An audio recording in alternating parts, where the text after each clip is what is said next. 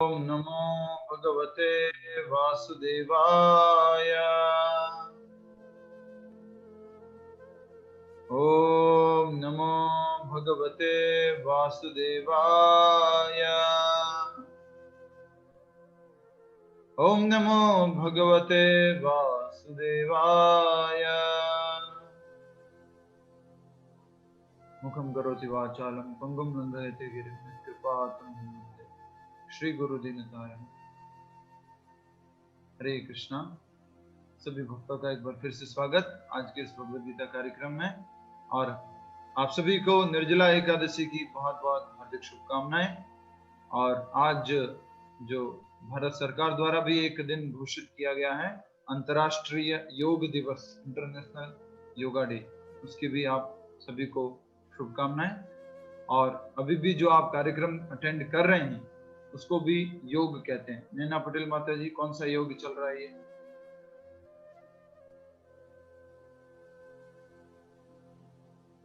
बताइए। हरे कृष्णा प्रभु जी। हरे कृष्णा। ये हमारा भक्ति योग चल रहा है। भक्ति योग चल रहा है। योग का अर्थ क्या होता है हंसा गोलकिया माता जी? योग का अर्थ क्या होता है? माइक अनम्यूट करके बोलिए।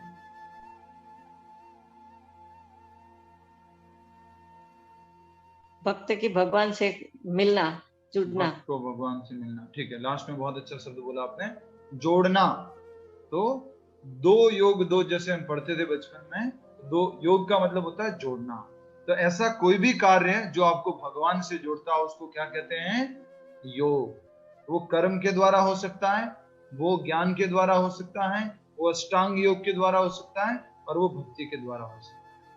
तो जैसा कि आप सभी के साथ में वीडियो शेयर किया गया था आज सुबह एकादशी के उपलक्ष्य में, प्रभुपाद जी की वाणी में, जिसमें प्रभुपाद जी बताते हैं कि भगवत गीता में भगवान योग के बारे में बताते हैं, और सबसे सर्वोत्तम योग जो बताया गया है वो क्या है? भक्ति योग। 6ठे अध्याय का लास्ट वाला श्लोक है, उसमें भगवान स्वयं बोलते हैं, योगी नाम अपनी सर्वेशम मद्गते अंतरात्मना।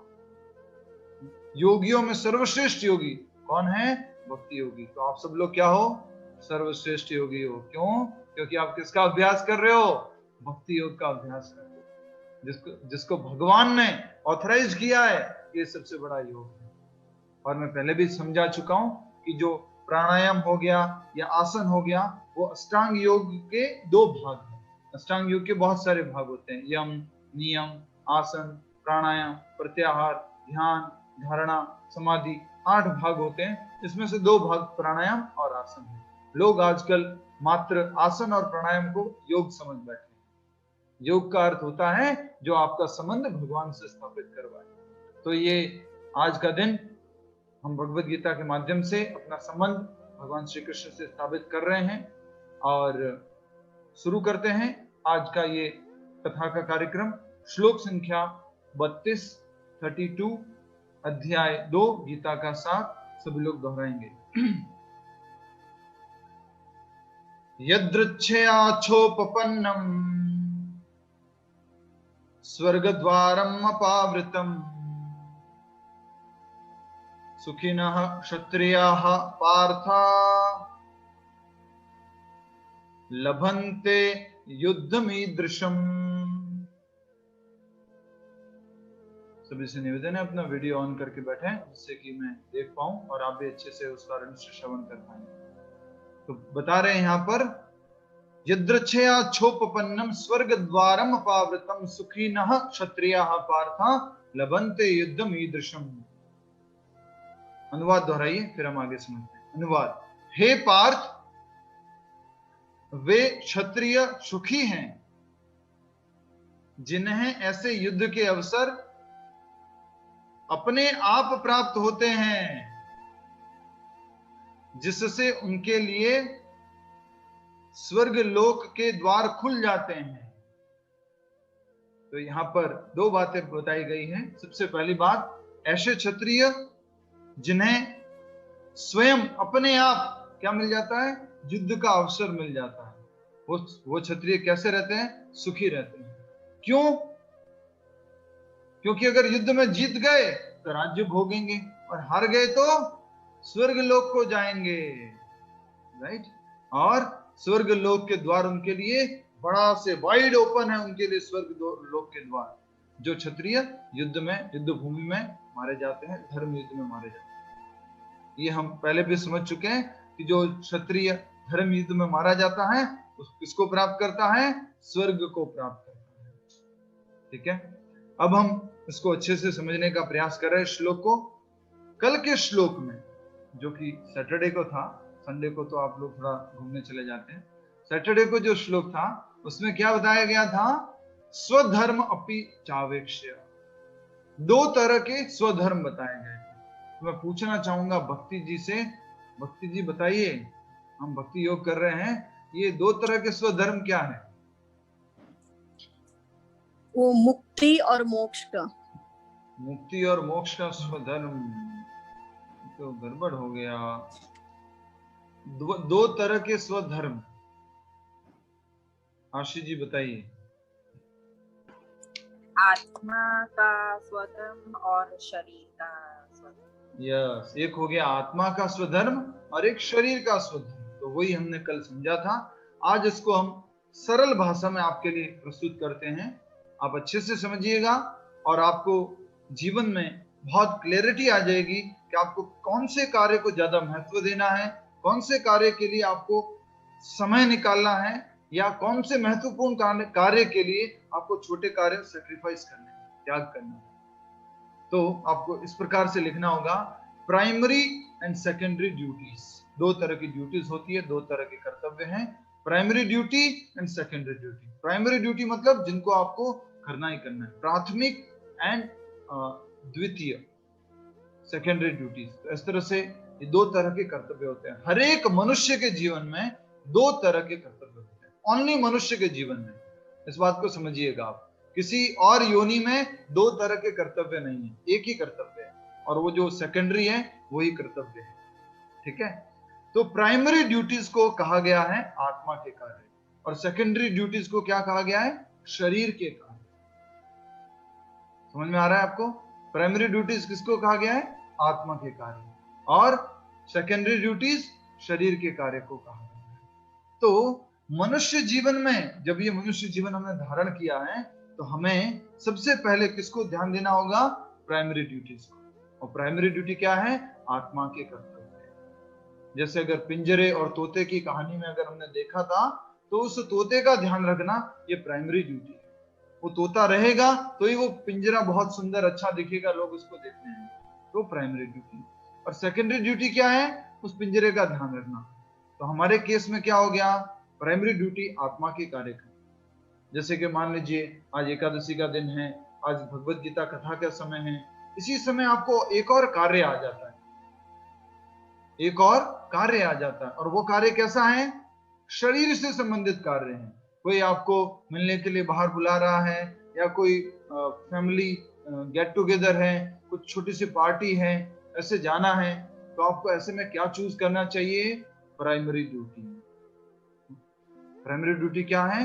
मुझे आत्मा का कार्य, पूरे 24 घंटे में 1-1.5 घंटा ये मिलता है, 1-1.5 घंटे में ये भगवान का कार्य करने का मौका मिला है, और साथ साथ में हो जाता है। बाद में तो मुश्किल है, क्योंकि मैं जानता हूं कल रविवार था, बहुत सारे लोगों ने जप नहीं किया, साथ में करवा दिया तो हो गया, नहीं हुआ तो हरि बोल। ऐसा नहीं होना चाहिए, बिल्कुल भी नहीं होना चाहिए ऐसा।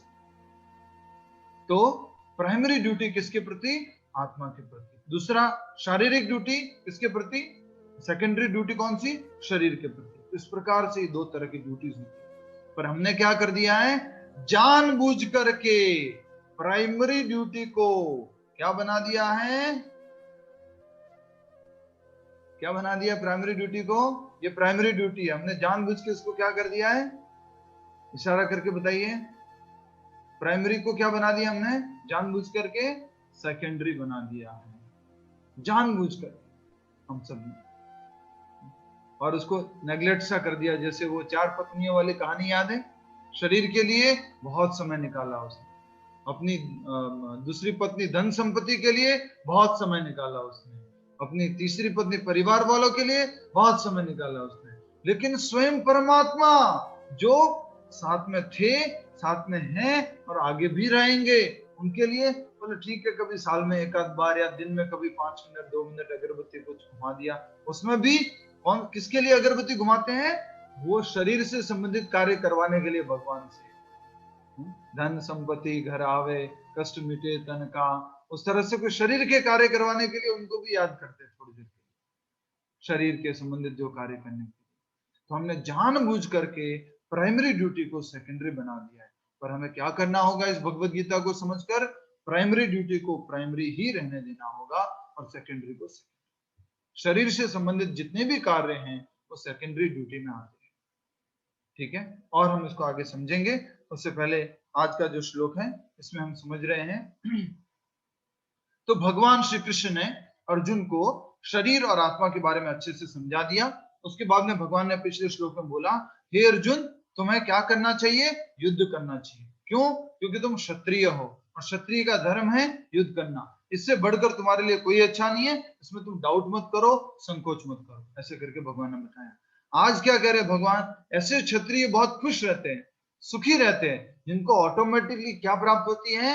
युद्ध के बारे में युद्ध करने का मौका मिलता है, अपॉर्चुनिटीज प्राप्त होती हैं। तो वे क्षत्रिय सुखी रहते हैं। क्यों? क्योंकि उससे क्या होता है? स्वर्ग जाने के द्वार खुल जाते हैं। अगर जीत जाएंगे तो इसी भौतिक जगत में आनंद करेंगे, और नहीं जीते, हार गए तो स्वर्ग में आनंद करेंगे। दोनों तरफ विन विन सिचुएशन है, राइट? तात्पर्य, सभी लोग हमारे साथ साथ तात्पर्य पढ़िए। विश्व के परम गुरु भगवान श्री कृष्ण अर्जुन की इस प्रवृत्ति की भर्त्सना करते हैं जब वह कहता है कि उसे इस युद्ध में कुछ भी तो लाभ नहीं दिख रहा। अर्जुन ने क्या बोला था? याद है आपको? एक बात आई थी, I am seeing frustration in hopes. Hopes में होपलेसनेस दिख रही है मुझे, आशाओं में क्या दिख रही है? निराशा दिख रही है। इनको मार करके मैं क्या करूंगा? ऐसा करके जो है अर्जुन ने भगवान श्री कृष्ण को 2-3 बार बोला, पहले अध्याय में कंप्लेन किया। तो भगवान उसकी उस बात को क्या कर रहे हैं? खंडन कर रहे हैं, भर्त्सना कर रहे हैं, पूरी तरह से उसको नेग्लेक्ट कर रहे हैं उस अर्जुन की बात को। क्यों? क्योंकि अर्जुन तुम जीतोगे तो भी राज्य मिलेगा, और हारोगे, मर जाओगे इस युद्ध स्थल पर, तो भी तुम्हें स्वर्ग लोक मिलेगा। तो किसी भी प्रकार से युद्ध में लाभ ही लाभ है, नुकसान तो कुछ भी नहीं है। इससे नरक में शाश्वत वास करना होगा। अर्जुन ने यह भी बोला था, नियतम नरके वासो। हे भगवान, मैंने अगर कुल की परंपरा को तोड़ दिया, कुल के लोगों का ये परंपरा जो है उसको नाश कर दिया, तो मैंने सुना है कि ऐसे लोग कहां पे वास करते हैं? नरक में वास करते हैं। कोई बता सकता है ये नियतम नरके वासो कौन से नंबर का श्लोक है? जल्दी से ढूंढ के बताइए। नियतम नरके वासो कौन से नंबर का श्लोक है? फास्ट, फर्स्ट चैप्टर में लास्ट के 3-4 श्लोकों में ही आता है।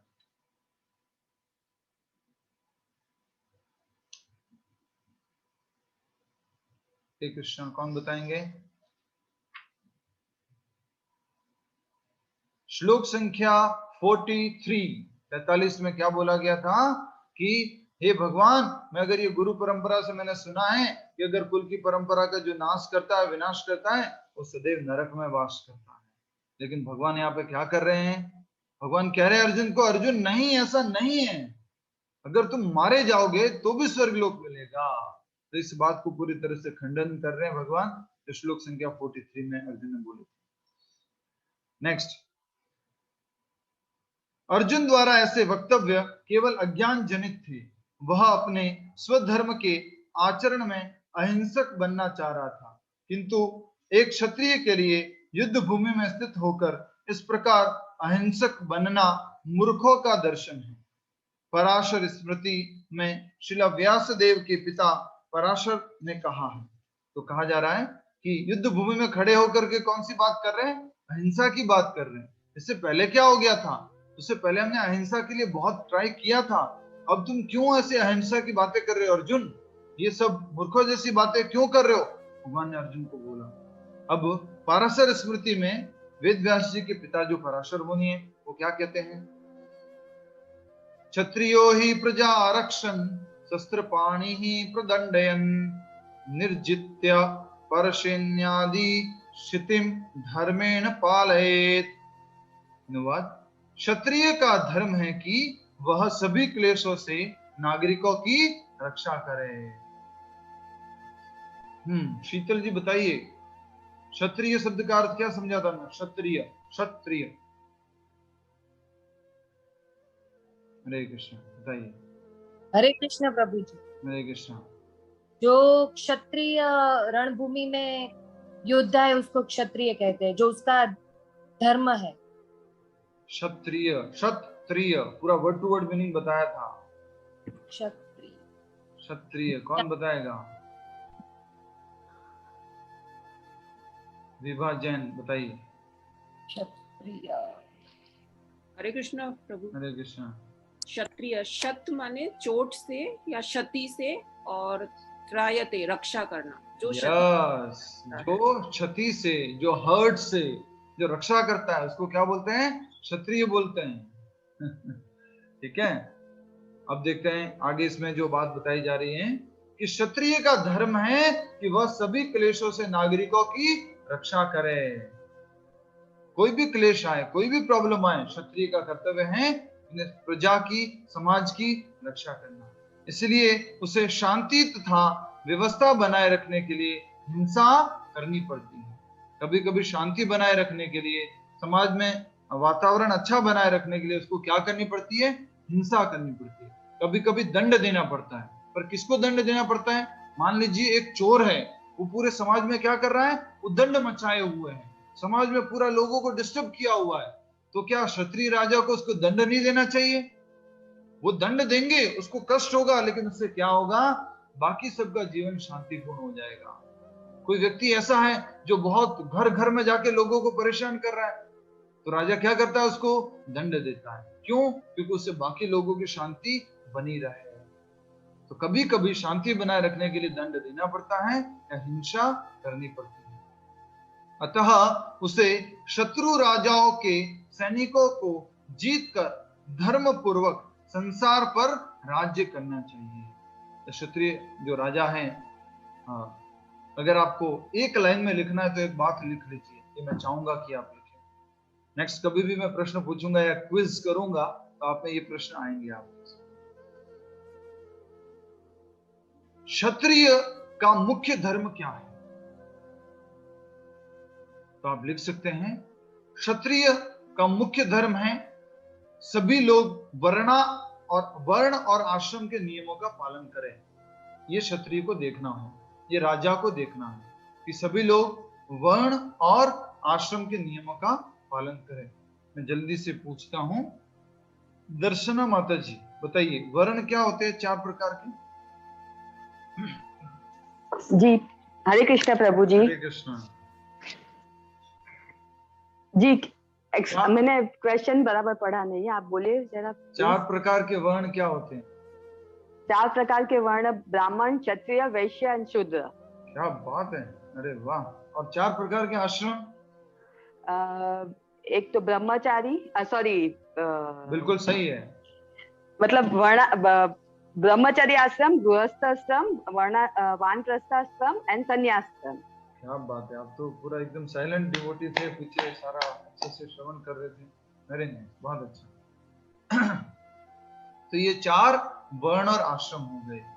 क्षत्रिय का कर्तव्य है वो ये देख ले, क्या देखें? ब्राह्मण अपना कार्य कर रहे कि नहीं, क्षत्रिय अपना कार्य कर रहे कि नहीं, वैश्य अपना कार्य कर रहे कि नहीं, और शूद्र अपना कार्य कर रहे कि नहीं।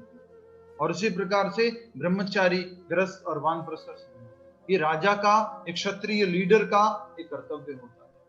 वो क्यों दूसरे राज्य पर आक्रमण करता था? जब वो देखता था कि वहां पर ये वर्णाश्रम धर्म का पालन नहीं हो रहा है, तो वो उस राज्य पर आक्रमण करता और वहां पर भी वर्णाश्रम व्यवस्था की स्थापना करता। ठीक है, नेक्स्ट।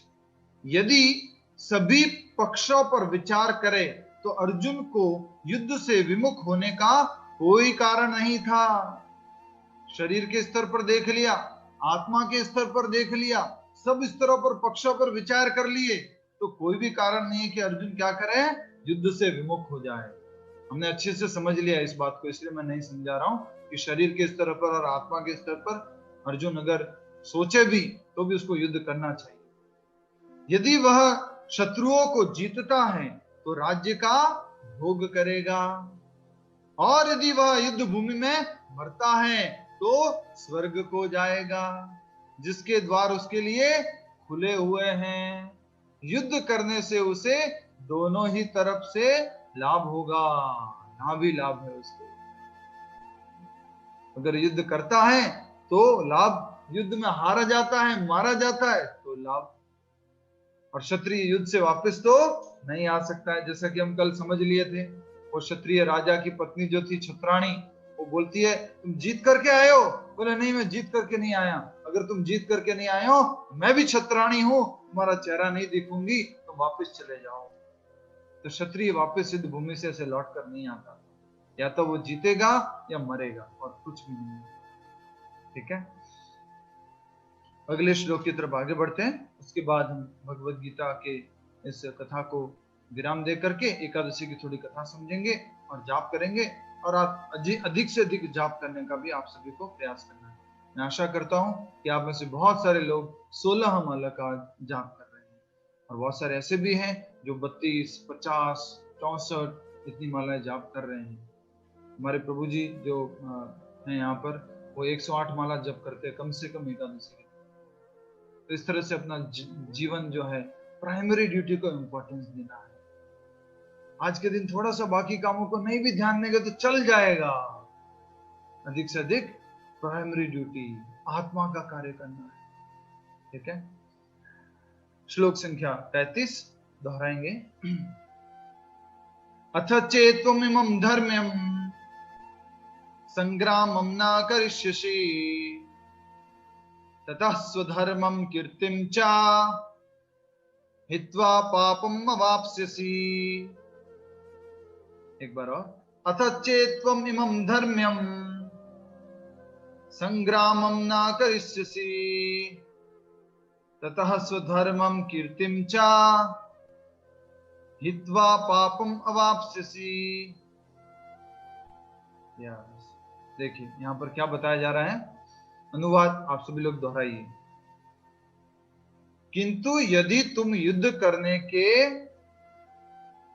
स्वधर्म को संपन्न नहीं करते तो तुम्हें निश्चित रूप से अपने कर्तव्य की उपेक्षा करने का पाप लगेगा, और तुम योद्धा के रूप में भी अपना यश खो दोगे।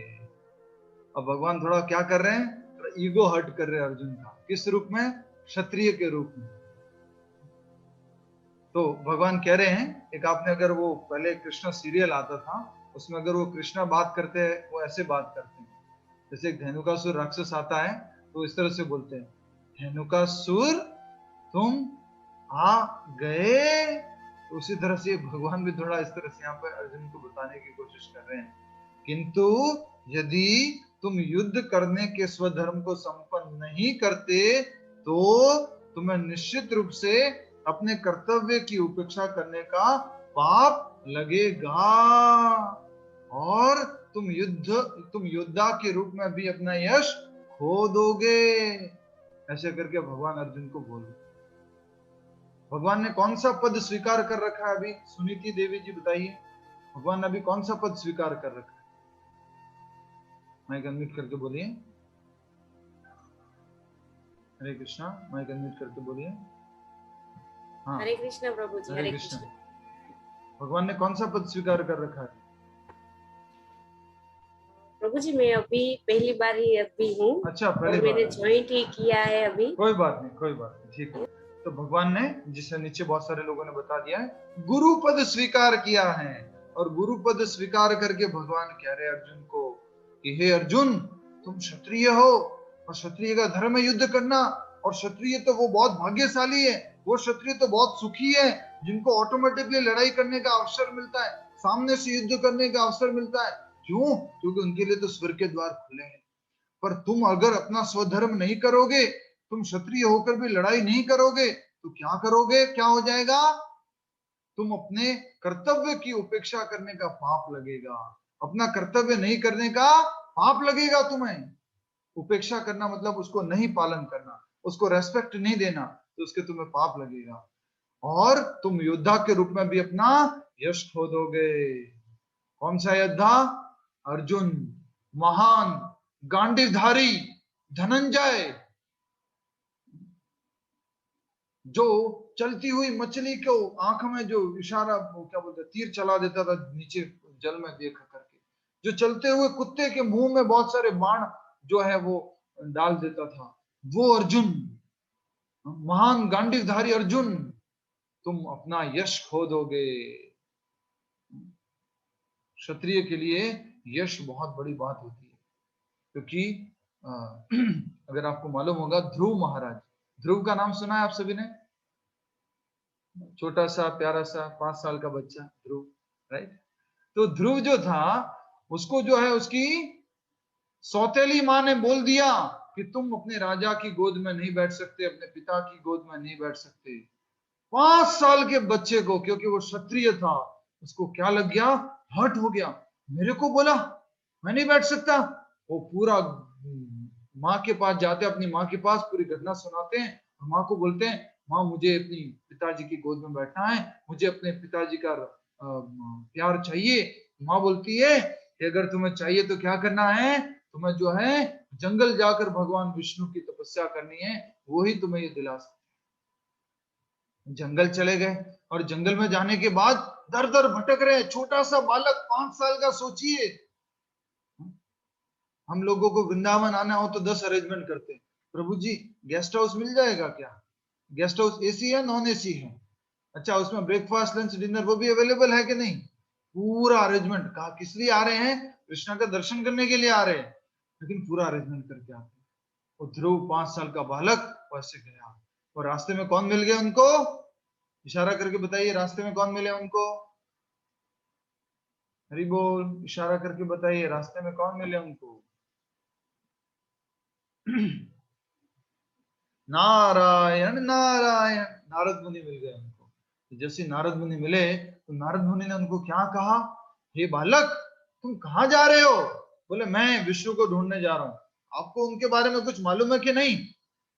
नहीं मालूम है तो आप आगे बढ़ो, आगे बढ़ो, मुझे टाइम मत खराब करो मेरा। इस तरह से वो इतना डिटर्मिनेशन था। तो क्षत्रिय के लिए एक बड़ी बात होती है उसका यश, उसका नेम फेम, उसकी कीर्ति, जो कि भगवान श्री कृष्ण पहले ही श्लोक में, जो श्लोक संख्या, भगवान श्री कृष्ण पहला श्लोक जो गीता का दूसरे अध्याय का दूसरा श्लोक जो बोलना शुरू करते हैं, उसमें शुरुआत ही इसी से करते हैं कि जो तुम कीर्ति को प्राप्त नहीं करोगे।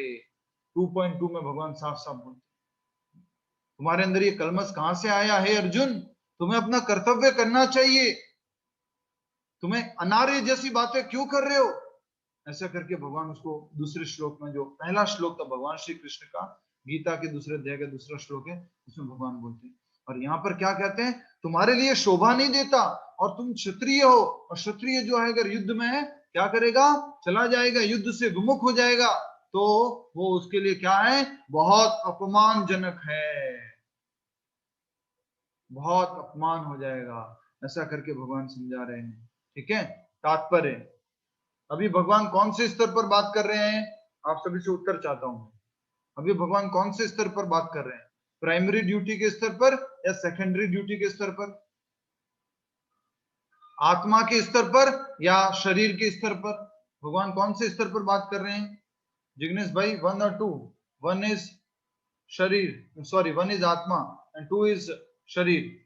तो शरीर के स्तर पर बात कर रहे हैं भगवान। अभी शरीर के स्तर पर उसको समझा रहे हैं, आत्मा का पूरा ज्ञान दिया, अब शरीर के ऊपर उसको बता रहे हैं कि अर्जुन तुमने शरीर धारण कर रखा है, वर्णाश्रम के हिसाब से तुम क्या हो, क्षत्रिय हो। तो क्षत्रिय होने के नाते तुम्हारा कर्तव्य बनता है तुम युद्ध करो, और युद्ध में अगर हार भी जाते हो, मारे जाते हो, तो स्वर्ग को प्राप्त करते हो। और क्षत्रिय को बिल्कुल भी शोभा नहीं देता कि वो युद्ध से मना कर दे या युद्ध से विमुख हो जाए। अगर वो क्षत्रिय ऐसा कर देता है तो क्या हो जाता है, उसका यश जो है वो खो देता है, उसका अपना नेम फेम वो सब समाप्त हो जाता है उसका। ठीक है, मान लीजिए कि क्रिकेट का मैच हो रहा है और उसमें सचिन तेंदुलकर आगे पूरा तैयार होके, बैट्समैन, सबकी होप बनी हुई है, now Sachin will play nicely and he will do wonderful things, he will play 4-6। सो इस तरह से हम आशा लगाकर बैठे होते हैं, उसके बारे में बहुत नाम सुना है, और अचानक से सचिन क्या बोलता है कि मैं तो लड़ाई नहीं करूंगा, मैं तो बैटिंग नहीं करूंगा और मैं यहाँ से चला जाऊंगा। तो कितना अपयश हो जाएगा उसका, कितनी सारी बातें हो जाएगी उसके बारे में। जैसे एक आई थिंक फुटबॉलर है, वो कौन है प्रभु, जिसने कोको कोला हटा दिया था अपने टेबल से? फुटबॉलर है, मालूम नहीं, भूल रहा हूँ, फुटबॉलर है वो, हाँ, रोनाल्डो जो भी है। तो अभी रिसेंटली की बात है, उसका टीवी इंटरव्यू था कुछ उसका, और उसके सामने 2 कोको कोला की बोतल रखी हुई थी और साथ में ही पानी की बोतल रखी थी। अभी इंटरव्यू चालू होना ही था शायद, या तैयारी चल रही थी कुछ, उसने छुपके से जल्दी से वो दोनों बोतल साइड में रख दी। तो ऐसा कहते हैं कि इतना सा देखने मात्र से हजारों लाखों रुपए का उसका जो सेल थी कोको कोला की, वो कितने 3000 करोड़ रुपए का लॉस हो गया। आयुष पाटनी बता रहे हैं 30,000। वो कृष्णा, हमारा मंदिर बना देते इतने में तो 10 मंदिर हमारे बन जाते हैं, इतने बड़े बड़े। हरे कृष्णा, ठीक है, 30,000 करोड़ का उसका लॉस हुआ। क्यों? क्योंकि एक यश प्राप्त किया हुआ व्यक्ति जो है, जब उसका कुछ सम्मान कम हो जाता है या उसको उपयोग में नहीं लिया जाता तो उसका पूरा लॉस हो जाता है। तो कोको कोला का क्या हुआ, वहां पर इतना यश था, इतना नाम था सॉफ्ट ड्रिंक के मामले में, और जैसे उसको वहां से हटा दिया गया तो उसका इतना सारा लॉस हो गया। 30,000 करोड़ का लॉस बता रहे हैं। हम तो ये हमारा मंदिर बनाने के लिए दर दर घूमते रहते, सेवा कीजिए सेवा कीजिए, इतना सारा कोको कोला कंपनी का जो है इतना सारा प्रॉफिट होता होगा, आज मालूम पड़ा है। तो यही बात कही जा रही है, जिसने यश प्राप्त कर लिया है, ईगो पर बात आ जाती है ना, तो वो वाली बात यहाँ पर भगवान श्री कृष्ण कह रहे हैं। अभी शरीर के स्तर पर कह रहे हैं, इसलिए ईगो आ रहा है यहाँ पर, अभी आत्मा के स्तर पर नहीं कह रहे। तात्पर्य, अर्जुन विख्यात योद्धा था जिसने शिव आदि अनेक देवताओं से युद्ध करके यश अर्जित किया था। अर्जुन ने शिव जी से भी युद्ध किया था, अर्जुन ने बड़े बड़े योद्धाओं से युद्ध किया था, और इस प्रकार से उसने किसको प्राप्त किया था? यश को, कीर्ति को प्राप्त किया था। महान धनुर्धर अर्जुन। अब देखिए अर्जुन से क्या युद्ध हुआ था। शिकारी के वेश में शिवजी से युद्ध करके तथा उन्हें हराकर अर्जुन उन्हें प्रसन्न किया था, और वर के रूप में पाशुपात अस्त्र प्राप्त किया था। एक बार शिवजी भगवान शंकर अर्जुन को कुछ आशीर्वाद देना चाह रहे थे, तो आशीर्वाद देने से पहले उनकी परीक्षा लेना चाह रहे। तो भगवान शंकर क्या बन गए? भोलेनाथ, भोले भंडारी क्या बन गए? शिकारी। शिकारी बन गए, और वो और अर्जुन दोनों ही एक ही शिकार के पीछे भाग रहे। एक तरफ से अर्जुन ने तीर चलाया, दूसरे तरफ से शिवजी ने तीर चलाया। वो दोनों तीर एक ही साथ में जाकर के उस शिकार को लगे, और दोनों की आपस में फिर लड़ाई होने लग जाती है। कि अर्जुन बोलता है मैंने इसको शिकार किया है, और शिवजी बोलते हैं, शिकारी के भेष में जो आए थे शिवजी, कि मैंने इसका शिकार किया है। इस तरह से दोनों में आपस में क्या होती है? घमासान लड़ाई होती है अर्जुन और शिकारी के बीच में, जो कि शिवजी बनकर आए थे। और इस प्रकार से अर्जुन बहुत अच्छे से लड़ाई करता है, और अर्जुन की लड़ाई से प्रसन्न होकर भगवान शिव उनको क्या देते हैं? एक आशीर्वाद देते हैं, और आशीर्वाद में क्या देते हैं? पाशुपात अस्त्र। इसलिए भगवान शिव को क्या बोलते हैं? नेपाल में उनका एक मंदिर है, इस नाम से जाना जाता है, पशुपतिनाथ, राइट। तो इसलिए वो पशुपतिनाथ शिव जी क्या देते हैं? पाशुपात अस्त्र देते हैं। सभी लोग जानते थे कि वह एक महान योद्धा है। स्वयं द्रोणाचार्य ने उसे आशीष दिया था और एक विशेष अस्त्र प्रदान किया था, जिससे वह अपने गुरु का भी वध कर सकता था। द्रोणाचार्य भी बहुत प्रसन्न थे अर्जुन से, और अर्जुन को एक ऐसा अस्त्र दिया था जिससे कि स्वयं द्रोणाचार्य का वो वध कर सकता था, उनको भी मार सकता। इस प्रकार वह अपने धर्म पिता एवं स्वर्ग के राजा इंद्र समेत अनेक अधिकारियों से अनेक युद्धों के प्रमाण पत्र प्राप्त कर चुका था। किंतु यदि वह इस समय युद्ध का परित्याग करता है, न केवल क्षत्रिय धर्म की उपेक्षा का दोषी होगा, अपितु उसके यश की भी हानि होगी और वह नरक जाने के लिए अपना मार्ग तैयार करेगा। अगर वो युद्ध से विमुख हो जाएगा तो क्या होगा? गारंटीड कहां जाएगा? नरक में जाएगा। युद्ध करेगा तो या तो राज्य को भोगेगा या स्वर्ग में जाएगा। और यहाँ पर बहुत अच्छी बात कही गई है, अपने धर्म पिता। स्वाति जी बताइए, अर्जुन के धर्म पिता के रूप में यहाँ पर इंद्र को बताया गया है, क्यों? माइक अनम्यूट करके बोलिए। क्योंकि उन्होंने अनेक युद्धों में विजय प्राप्त करके प्रमाण पत्र प्राप्त किए थे।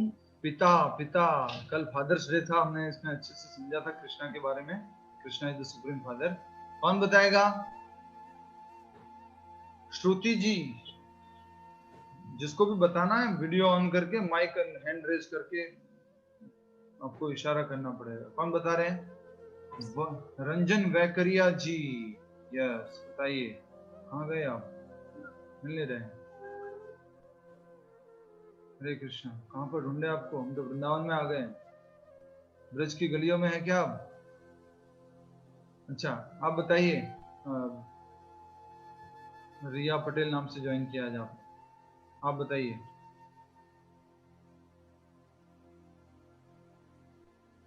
अर्जुन को इंद्र का पिता क्यों, इंद्र का बेटा क्यों कहा गया है? अर्जुन के धर्म पिता इंद्र क्यों हैं? बताइए विनीता जी, बताइए। मैं पता नहीं प्रभु जी। पता नहीं? अच्छा, दीप सिंह जी बताइए। दिग्गपति सिंह जी। ये इंद्र को आह्वान किया था कुंती माता ने। यस, बहुत अच्छा। क्या हुआ था जब कुंती को आशीर्वाद दिया था दुर्वासा मुनि ने? तो उन्होंने सबसे पहले तो सूर्य देव को याद किया था, और उसके बाद में जब उनको और संतानों की आवश्यकता थी और उनके पति को श्राप था, पांडु को श्राप मिला हुआ था। पांडु को क्या श्राप मिला था? कि अगर वो किसी स्त्री का संयोग करेगा, वो किसी भी स्त्री से वो संबंध बनाएगा, उसी समय उसकी मृत्यु हो जाएगी। ऐसा पांडु को श्राप मिला था। इसके पीछे थोड़ी सी लंबी कहानी है कि ऐसा क्यों श्राप मिला था। क्योंकि वो एक समय शिकार करने गया हुआ था और उसने इसी तरह से एक हत्या कर दी थी, एक ऋषि और उसकी पत्नी की। तो पांडु को श्राप मिला था इसके लिए। तो इसलिए अब पांडु जो है, उसकी दो पत्नियां थी। कौन कौन? कुंती और माद्री। कुंती और माद्री पांडु की पत्नी थी। अब वो कुंती से अगर संबंध स्थापित करता है तो उसकी मृत्यु हो जाती है, माद्री से अगर संबंध स्थापित करता है तो उसकी मृत्यु हो जाती है। तो वो क्या करता है?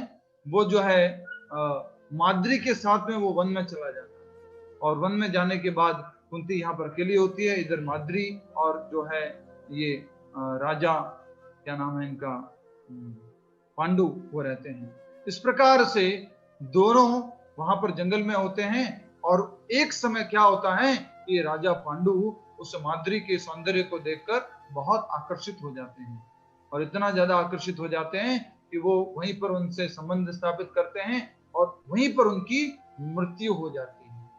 और उस संबंध की स्थापना की वजह से उनके दो पुत्र उत्पन्न होते हैं। उनका नाम है नकुल और सहदेव।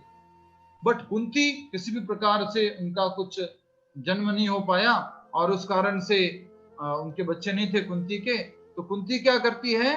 भगवान से प्रार्थना करते हैं। इस प्रकार से प्रार्थना करते हैं कि इंद्रदेव को सबसे पहले बुलाती है, और इंद्रदेव को बुला करके, आई थिंक उस टाइम में पांडु जिंदा थे। ये घटना बाद में हुई, मुझे याद आ रहा है। तो उस टाइम में पांडु जिंदा थे, और पांडु भी जानते थे कि कुंती को ऐसा वरदान प्राप्त है। तो उन्होंने जो है सबसे पहले यमराज को बुलाया, तो उसे युधिष्ठिर दे के गए वो, और उन्होंने फिर वायुदेव को बुलाया, तो उनसे जो है भीम हुए, और उसके बाद उन्होंने किसको बुलाया? इंद्र को बुलाया। तो उससे कौन हुए? अर्जुन हुए। इसके बाद में जो है माद्री और ये पांडु जो है वो वन में चले जाते हैं, और इस प्रकार से आगे घटना घटती है। ठीक है, तो इसलिए हम ये बात इसलिए कह रहे थे कि अर्जुन जो है इंद्र का बेटा है, क्योंकि कुंती ने इंद्र को आह्वान किया था मंत्रों के द्वारा। नेक्स्ट, इस प्रकार से अनेक युद्धों का प्रमाण पत्र प्राप्त कर चुका था, किंतु यदि वह इस समय युद्ध का परित्याग करता तो वह न केवल क्षत्रिय धर्म की उपेक्षा का दोषी होता, अपितु उसके यश की भी हानि होगी और वह नरक जाने के लिए अपना मार्ग तैयार कर लेगा। दूसरे शब्दों में वह युद्ध करने से नहीं अपितु युद्ध से पलायन करने के कारण नरक का भागी होगा। उसने पहले अध्याय में क्या आर्ग्यूमेंट दिया था कि अगर मैं इनको मारूंगा तो नरक चला जाऊंगा, लेकिन भगवान क्या कह रहे हैं, अगर तुम नहीं मारोगे तो नरक में चले जाओगे, तुम अगर युद्ध नहीं करोगे तो नरक में चले जाओगे। ये भगवान उसको समझा रहे हैं, अर्जुन के आर्ग्यूमेंट्स का उत्तर दे रहे हैं। समझ में आ रहा है ना? ये भगवान ने यहाँ पर बताया अर्जुन को। एक और श्लोक कर लेते हैं, श्लोक संख्या 34। अकीर्तिम चापि भूतानि कथयिष्यन्ति तव ते अव्ययाम संभावितस्य च कीर्तिर् मरणादतिरच्यते। एक बार और, अकीर्तिम चापि भूतानि कथयिष्यन्ति ते अव्ययाम संभावितस्य च कीर्तिर् मरणादतिरच्यते। मरणाद अतिरिच्यते।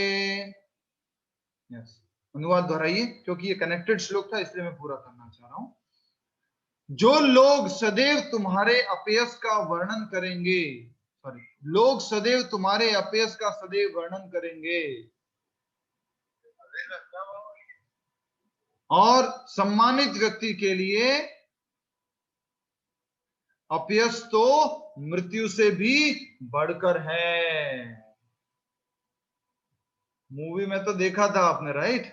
आज यहाँ पर गीता में भी पढ़ रहे हैं क्या, कि एक जो सम्मान प्राप्त व्यक्ति है, जो सम्मान प्राप्त किया है अपने जीवन में, उसके लिए क्या है? अपयश, उसका अपमान, उसकी अकीर्ति मृत्यु से भी उसको बड़ी लगती है। तो भगवान अर्जुन को क्षत्रिय धर्म का पालन करने के लिए सारी बातें कह रहे हैं। सबसे पहले श्लोक संख्या 31 में कही, फिर 32 में कही, फिर 33 में कही, अब 34 में कह रहे हैं भगवान। क्या कह रहे हैं कि हे अर्जुन, लोग सदैव तुम्हारे अपयश का वर्णन करेंगे। कि जब महाभारत का युद्ध हो रहा था तो सर्वश्रेष्ठ धनुर्धारी धनंजय, सव्यसाची अर्जुन जो है युद्ध से विमुख हो गया था, उसने युद्ध करने से मना कर दिया था। आने वाली पीढ़ियां भी यही कहेगी कि वो युद्ध से बाहर चला गया था। तो इस प्रकार से लोग तुम्हारे अपयश का वर्णन करेंगे। सम्मानित व्यक्ति के लिए अपयश तो मृत्यु से भी बढ़कर है। जो सम्मान प्राप्त व्यक्ति है, उसका अगर अपमान हो जाए या अपयश हो जाए, उसको मृत्यु से भी बढ़कर लगता है। इसके ऊपर एक स्टोरी है और शायद कल हम लेंगे। हरे कृष्ण। तो अभी हम इस तात्पर्य को पढ़ेंगे। तात्पर्य, अब अर्जुन के मित्र तथा गुरु के रूप में भगवान श्री कृष्ण अर्जुन को युद्ध से विमुख न होने का अंतिम निर्णय देते हैं। अर्जुन, तुम्हें युद्ध से विमुख नहीं होना है, तुम्हें अपना क्षत्रिय होने का कर्तव्य निभाना है। वे कहते हैं, अर्जुन, यदि तुम युद्ध प्रारंभ होने के पूर्व ही युद्ध भूमि छोड़ देते हो तो लोग तुम्हें कायर कहेंगे। कायर कहीं का अर्जुन है, अर्जुन भाग रहा है और उसके ऊपर हंसेंगे, उसका मजाक उड़ाएंगे। तो ऐसा करके भगवान कह रहे हैं। और यदि तुम सोचते हो कि लोग गाली देते रहें, तुम्हारा मजाक उड़ाते रहें, किंतु तुम युद्ध भूमि से भागकर अपनी जान बचा लोगे, तो मेरी सलाह है कि तुम्हें युद्ध में मर जाना ही श्रेयस्कर होगा। अर्जुन ने क्या पूछा था भगवान से? अर्जुन ने पूछा था, मेरे लिए श्रेयस्कर क्या है, मेरे लिए अच्छा क्या है?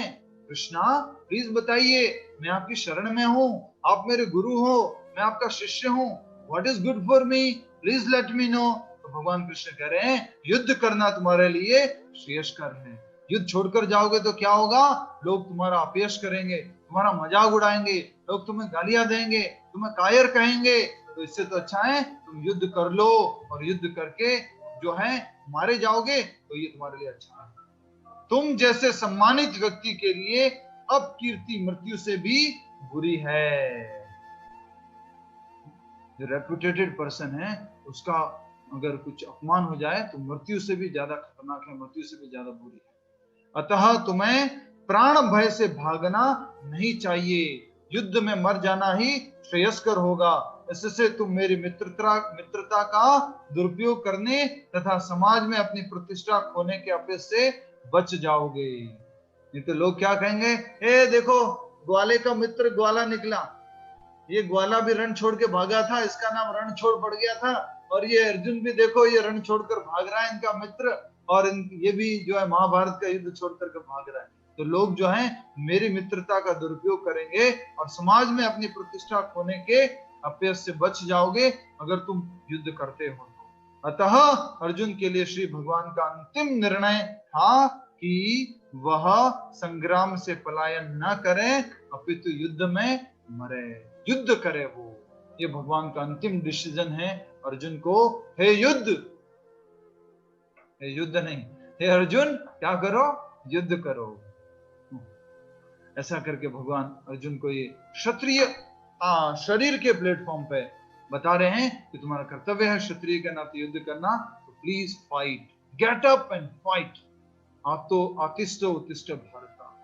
अब छोटी सी एक बात कहेंगे जो कि प्रैक्टिकल शिक्षा से संबंधित है, और उसके बाद में हम जो है क्या कहते हैं एकादशी की थोड़ी सी कथा सुनेंगे। ये हमारा आपसे निवेदन है। निर्जला एकादशी बहुत महत्वपूर्ण, आप सभी से निवेदन करूंगा। अभी से मैं अनाउंसमेंट कर देता हूं कि आज हम एक्स्ट्रा माला का जाप करेंगे, एक्स्ट्रा माला जाप करेंगे। आज 1 नहीं, 2 नहीं, 3 नहीं, 5 माला कम से कम जाप करेंगे। अगर आप जो जो करना चाहते हो वो साथ में बने रह सकते, साथ में रहोगे तो हो जाएगी, नहीं रहोगे तो मुश्किल है। तो चलो वो सब बातें जो मैं बातें करनी थी वो कल करेंगे। अभी हम एकादशी की कथा सुन रहे हैं, ठीक है। तो एकादशी की कथा इस प्रकार से है। आज की एकादशी को पांडव निर्जल एकादशी कहा गया है, और निर्जल का अर्थ है जल भी नहीं लेना होता है। आज हमारे पास एक आप में से क्लास में से एक डिवोटी का फोन आया, प्रभु जी बहुत प्रसन्नता हो रही है, बहुत अच्छा लग रहा है एकादशी का पालन करके, बहुत खुशी हो रही है, बट पूरी अंडरस्टैंडिंग कहीं ना कहीं नहीं थी। इस कारण से उन्होंने पूछा मैंने कि आपने जल नहीं पिया अभी तक? बोले आधा दिन निकल गया, अभी तक तो जल नहीं पिया है। अच्छा क्या बात है, बट प्रभु जी मैंने है ना बस सुबह ब्रेकफास्ट लिया था और कुछ नहीं लिया। मैंने कहा सुबह ब्रेकफास्ट में क्या लिया? बोले ब्रेड खाई थी हमने। उल्टा और गड़बड़ हो गया। भैया आप पानी पी लेते, जूस पी लेते, छाछ पी लेते, दही पी लेते, जो पीना था पी लेते, अन्न क्यों खाया? हम ये कहना चाह रहे, अन्न नहीं खाना एकादशी के दिन किसी भी प्रकार से। तो इसलिए प्रॉपर अंडरस्टैंडिंग के साथ करना जरूरी है। और जिस प्रकार से बहुत सारे लोगों ने बोला प्रभु जी क्या एक टाइम भी नहीं खा सकते क्या? क्या बिना खाए रहना है क्या? वैसे ही भीम पांडवों में से बड़ा, युधिष्ठिर के बाद में जो बड़ा लड़का था वो व्यास देव जी के पास जाता है। वेद व्यास जी देखिए मेरी बहुत बड़ी प्रॉब्लम है, देखिए आप मेरे को सॉल्व कीजिए। बोले क्या प्रॉब्लम है भीम? आज बहुत टेंशन में लग रहे हो, इतना टेंशन में तो तुम कभी नहीं होते हो, क्या बात है? बोले देखिए वेद व्यास जी देखो मेरे घर वाले, मेरा भाई युधिष्ठिर, मेरे अर्जुन, नकुल, सहदेव, मेरी पत्नी द्रौपदी, सब लोग एकादशी का पालन करते हैं, लेकिन मैं नहीं कर पाता हूँ। आपको मालूम है ना मेरे पेट में कौन सी अग्नि जलती है? सामान्य लोगों के पेट में तो जठरा अग्नि जलती है, मेरे पेट में कौन सी जलती है? किसी को याद है? पहले अध्याय में आया था। भीम को क्या बोला गया था? भीम को जो शंख की बात आई थी, कृष्ण ने 5 जन ने शंख बजाया, अर्जुन ने देवदत्त शंख बजाया, और भीम ने कौन सा शंख बजाया? पौंड्रम नामक शंख बजाया। तो वहां पर भीम को क्या बोला गया था? वृकोदरा। ठीक है, बहुत सारे लोग याद होना चाहिए थोड़ा थोड़ा, इसलिए मैंने याद भी करवाया। वृकोदरा, तो वृक नामक अग्नि जलती थी उसके पेट में, और जितना डालो सब डाइजेस्ट हो जाता था। उस भीम को। तो भीम वेदव्यास जी के पास थोड़ा सा झुका हुआ, थोड़ा शर्माता हुआ बोलता है, देखिए सब मेरे घर वाले तो पालन कर रहे हैं लेकिन मैं पालन नहीं कर पा रहा हूँ, आप थोड़ा सा गाइड कीजिए, एकादशी करना बहुत इंपॉर्टेंट होता है। तो वेदव्यास जी समझाते हैं। उससे पहले मैं आप सभी को एक पॉइंट बोलना चाहता हूँ, बहुत सीरियस है, थोड़ा आपको बुरा भी लग सकता है या थोड़ा स्ट्रांग लग सकता है।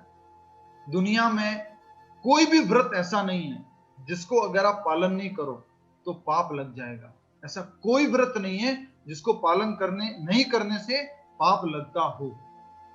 आई रिपीट, दुनिया में ऐसा कोई व्रत नहीं है जिसका अगर आप पालन नहीं करो तो आपको पाप लग जाए। लेकिन एकादशी का व्रत ऐसा होता है जिसको अगर आप पालन नहीं करो तो पाप लगता है। क्यों? क्योंकि एकादशी के दिन क्या होता है, हमें जो पाप है वो अन्न में आकर के बैठ जाता है। और अगर उस दिन अन्न खाते हैं, एकादशी के दिन क्या पालन करना है, मात्र अन्न नहीं खाना है। और अगर हम अन्न खाते हैं तो उसमें पाप बैठा होगा, इसलिए हमें अन्न नहीं खाना होता है। तो इसका सीधा सीधा अर्थ क्या है, दुनिया में एकमात्र ऐसा उपवास है जिसका अगर हम पालन नहीं करते तो क्या लगता है, पाप लगता है। ठीक है, तो क्या हुआ, भीम इस प्रकार से गया और वेदव्यास जी ने बोला, देखो भीम ऐसी बात है, तुम अगर नहीं पालन कर पा रहे तो मैं तुम्हें एक सलाह देता हूं। बोले बताइए क्या सलाह है। तो भीम जो है वो क्या, भीम को वेदव्यास जी कहते हैं कि हे भीम, देखो तुम ऐसा करना कि ये एक निर्जल एकादशी आती है उसका पालन करना। भीम बोलता है निर्जल एकादशी कब आती है, निर्जल एकादशी का क्या महत्व है, ऐसा करके भीम पूछता है। तो वेदव्यास जी बोलते हैं निर्जल एकादशी आती है ज्येष्ठ मास ग्रीष्म ऋतु में, ज्येष्ठ मास में जो है वो ये निर्जल एकादशी आती है, तपती गर्मी के अंदर, हाई टेम्परेचर के अंदर, ये ज्येष्ठ मास में ग्रीष्म ऋतु में शुक्ल पक्ष में ये एकादशी आती है। तो इस शुक्ल पक्ष ज्येष्ठ मास की ग्रीष्म ऋतु की अगर एकादशी का तुम पालन करते हो तो क्या होगा, तुम्हें सारी बाकी एकादशियों का फल मिल जाएगा। बाकी सारी 23 एकादशी 25 एकादशियों का फल मिल जाएगा तुम्हें। हम बोलते हैं अच्छा ठीक है ठीक है, मैं आज से जो है जब भी निर्जल एकादशी आएगी उसका पालन करूंगा। फिर वेदव्यास जी क्या बोलते हैं, नहीं नहीं नहीं नहीं, इसमें कंडीशन है। बोले क्या कंडीशन है, इसमें तुम्हें निर्जल रहना होगा, इसमें तुम्हें क्या करना होगा, निर्जल रहना होगा। मात्र चावल में नहीं, सभी प्रकार के अन्न में। ये गलत फहमी है तो ये दूर कर लीजिएगा। सभी प्रकार के अन्न में पाप पुरुष बैठता है। किसी ने लिख के भेजा था कि चावल ही नहीं खाना चाहिए, नहीं, चपाती, पापड़, पोहा, दालें और मटर, ये सब अन्न कहलाया जाता है। तो इसको एकादशी के दिन ग्रहण नहीं किया जाता। तो भीम को फिर क्या बोलते हैं, भीम ये क्या करना होगा तुम्हें, एकादशी के दिन निर्जल रहना होगा, जल भी नहीं पीना होगा। तो बहुत मुश्किल से उस भीमसेन ने वृक अग्नि जलते रहने के बाद भी वो बड़ी मुश्किल से इस एकादशी का पालन कर पाया और उसने जल तक ग्रहण नहीं किया। और इस प्रकार से उस एकादशी को, आज की एकादशी को क्या कहा जाता है, पांडव निर्जल एकादशी। और भीम ने अपने आप को भगवान के स्मरण में व्यस्त रखते हुए इस एकादशी का पालन किया। जितनी आप तपस्या कर सकते हैं उतना अच्छा है। ठीक है, कोई प्रश्न पूछ रहे हैं उनका उत्तर है, कोई रात में जल ले सकते हैं क्या, प्रश्न उत्तर बाद में पूछ सकते हैं, और जितनी तपस्या कर सकते हैं उतना अच्छा है। हरे कृष्ण। तो इस प्रकार से ये एकादशी की कथा थी। अब एकादशी है क्या, इस कथा को भी सुन लीजिए, क्योंकि आज सारे लोग एक साथ जुड़े हुए हैं, संडेज को लोग नहीं होते हैं। एकादशी होती क्या है ये बात भी सुन लीजिए। शॉर्ट में बता रहा हूँ, लॉन्ग में नहीं बता रहा हूँ। हरि बोल, ध्यान दीजिए, शॉर्ट में बता रहा हूँ, लंबा नहीं कर रहा हूँ ज्यादा। अधिक से अधिक वैसे भी श्रवण करना है एकादशी के दिन, कीर्तन करना है, भजन करना है, नाम जप करना है, यही काम करना है एकादशी के दिन ज्यादा से ज्यादा। तो एक बार मूर नामक एक राक्षस था, और मूर नामक राक्षस ने पूरे स्वर्ग आदि देवताओं को लड़ाई करके हरा दिया था, और पूरे स्वर्ग के देवता वगैरह सभी लोग जो परेशान हो गए थे। तो वो सभी लोग भगवान विष्णु के पास जाते हैं, उनसे प्रार्थना करते हैं, हे भगवान, इस मूर नामक राक्षस से हमारी मदद कीजिए, हमारे को बचाइए। तब भगवान विष्णु जो है उस मूर नामक राक्षस को मारने के लिए जाते हैं। लेकिन मूर नामक राक्षस क्या करता है, भाग जाता है। जैसे ही विष्णु भगवान उनके पीछे भागते हैं उसको पकड़ने के लिए, वो तुरंत कहीं से कहीं भाग जाता है। तो भगवान क्या करते हैं, भगवान सोचते हैं ठीक है इसको जहां भागना है भागने दो। भगवान बद्रिका आश्रम में जाकर के गुफा में वहां पर विश्राम करने लग जाते हैं, रेस्ट करने लग जाते हैं बद्रिका आश्रम में। और वहां जब रेस्ट कर रहे होते हैं तो वहां पर ये मूर नामक राक्षस जो है छुपके से पीछे से आ जाता है और सोचता है कि मैं भगवान विष्णु के ऊपर आक्रमण करूंगा और उनको यहीं पर समाप्त कर दूंगा। मूर नामक राक्षस जो भगवान निद्रा में थे, योग निद्रा में, ऐसे भगवान की लीला का भाग है। तो भगवान के ही शरीर से एक बहुत दिव्य ज्योति कांतिमय शरीर उत्पन्न होता है। एक और व्यक्ति, एक स्त्री रूपा देवी जो है वो प्रकट होती है और वो देवी भगवान के शरीर से उत्पन्न हुई होती है। जब भगवान रेस्ट कर रहे होते हैं, वो गुफा के अंदर जो है वो शयन कर रहे होते हैं, तब ये देवी भगवान के शरीर से उत्पन्न होती है और उनका और उस राक्षस का जिसका नाम था मूर आपस में लड़ाई होती है। मूर नामक को राक्षस को वो देवी जो है मार देती है। और फिर भगवान आंखें खोलते हैं, उनको सब मालूम था क्या हो रहा है, फिर भी पूछते हैं देवी तुम कौन हो और ये कौन है। तो बताते हैं भगवान मैं आपके ही शरीर से उत्पन्न हूं और ये जो व्यक्ति है ये मूर नामक राक्षस है, ये आपको मारने के लिए आया है। तो भगवान कहते हैं कि हे देवी तुमने जो है मेरी रक्षा की है, ये लीला का भाग है, भगवान को किसी की रक्षा की जरूरत नहीं है। तुमने मेरी रक्षा की है और आज के दिन तुम आए हो जो पूर्णिमा से 11वां दिन होता है और अमावस्या से 11वां दिन होता है, इसलिए तुम्हारा नाम क्या होगा, एकादशी। तुम 11वें दिन आई हो इसलिए तुम्हारा नाम एकादशी होगा। और आज के दिन अगर एकादशी के व्रत का कोई पालन करता है, मतलब कि आज के दिन को अधिक से अधिक नाम जप करना है। अभी तक पाप की बात नहीं आई है, ध्यान से सुनिए, अभी पाप की बात नहीं आई है। तो वो कहते हैं कि अगर आज के दिन कोई कीर्तन करता है, मेरी भक्ति करता है, कोई मेरा उपवास का पालन करता है, अधिक से अधिक मेरे कीर्तन में संलग्न होता है, तो वो सारे पापों से मुक्त हो जाएगा। तो इस प्रकार से वो एकादशी को आशीर्वाद देते हैं, उनका नाम देते हैं और फिर भगवान जो है एक बार यमपुरी जाते हैं, यमलोक जाते हैं, नर्क लोक वगैरह जाते हैं और वहां पर देखते हैं बहुत सारे लोग रो रहे हैं, चिल्ला रहे हैं, ये हो रहा है। तो जैसे ही वहां पर ये कर रहे होते हैं, भगवान का एक संदेश पहुंच जाता है, एकादशी का पालन करो तो सभी पापों से मुक्त हो जाओगे। तो सभी लोग दुनिया में एकादशी का पालन करने लगे और सभी लोग अपने पापों से मुक्त होने लग गए। तो ये पाप पुरुष जो था, पाप नामक व्यक्ति जो था, वो भगवान विष्णु के पास जाते हैं, मैं भी आपकी संतान हूं, आपने ही मुझे बनाया है, आपने ही अपनी सृष्टि में आपने मुझे सेवा दी है, आपने मुझे अपॉइंट किया है, मेरा क्या होगा विष्णु जी आज के दिन। सब लोग तो हरि बोल कर रहे हैं, हरे कृष्णा कर रहे हैं, खूब भक्ति कर रहे हैं और आपके पास जा रहे हैं, पूरा नरक खाली हो रहा है, मेरा क्या होगा, मैं किधर जाऊंगा आज के दिन, मैं किसी को नहीं लगूंगा क्या है विष्णु जी बताइए। तो भगवान विष्णु कहते हैं आज के दिन हे पाप पुरुष, एकादशी के दिन जो अन्न खाएगा उसको तुम लग जाओगे। एकादशी के दिन तुम अन्न में जाकर के बैठ जाओगे। एकादशी के दिन अगर अन्न कोई खाता है तो उसको पाप लगता है।